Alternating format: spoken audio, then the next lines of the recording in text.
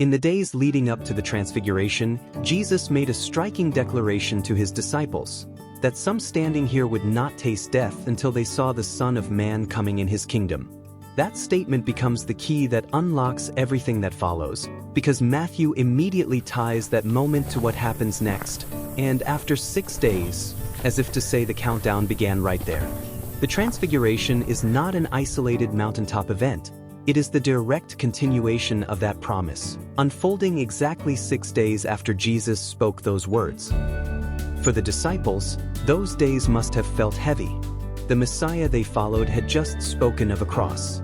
Their expectations trembled. Their understanding cracked. Yet Jesus did not rush to explain. He let the weight sit.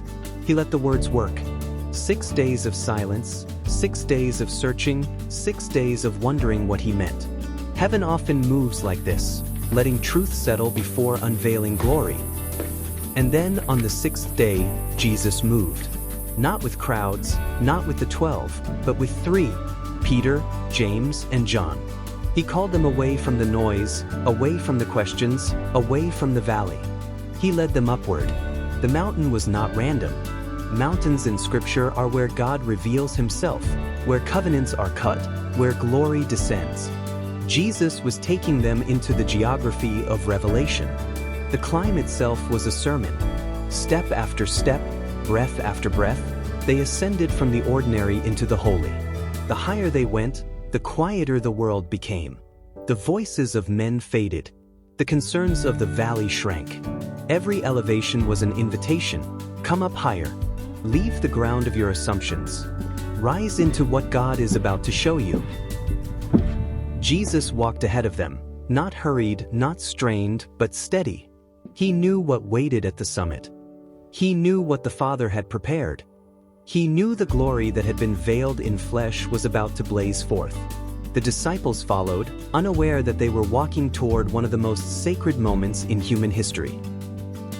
The mountain air thinned, but something else thickened, the sense of divine nearness. The disciples could not have explained it, but they felt it. Every prophet who ever climbed a mountain to meet God had walked this same path of ascent. Moses on Sinai, Elijah on Horeb. Now Peter, James, and John were being drawn into that same lineage, that same holy pattern. When they reached the place where Jesus stopped, the moment felt suspended. No crowds, no debates, no demands. Just the Messiah and his 3 witnesses standing on ancient rock. The mountain had become a sanctuary. The silence was not empty, it was full, charged with the presence of the one who was about to reveal his Son. And then, without warning, the veil lifted. The humanity they knew remained, but the glory they had never seen broke through. His face shone like the sun. His garments blazed white as light. The Jesus they had walked with was the same Jesus now transfigured before them, but the revelation was different. Heaven was no longer whispering. It was declaring. The 6-day countdown had reached its purpose. The ascent had reached its summit. The disciples were no longer standing on a mountain. They were standing in a moment where heaven touched earth, where the past met the present, where the law and the prophets converged on the Son. The revelation had begun, and nothing would ever be the same.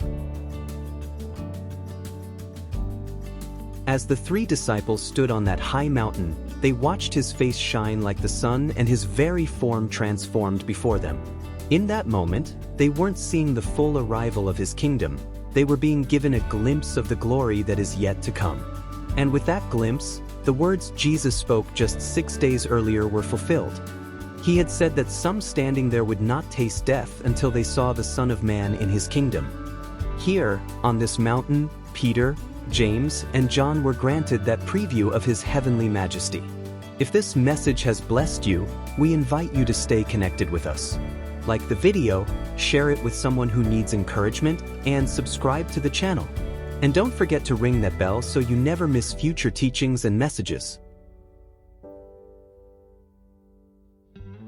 And before we leave this mountaintop moment, remember this: Jesus and the 3 disciples were not alone. 2 extraordinary figures also appeared, Moses and Elijah.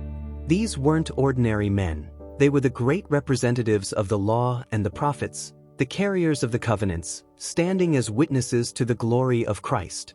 In our next video, we're going to take a closer look at who they were, what they represented, and why God chose them to stand beside Jesus in this moment of revealed majesty.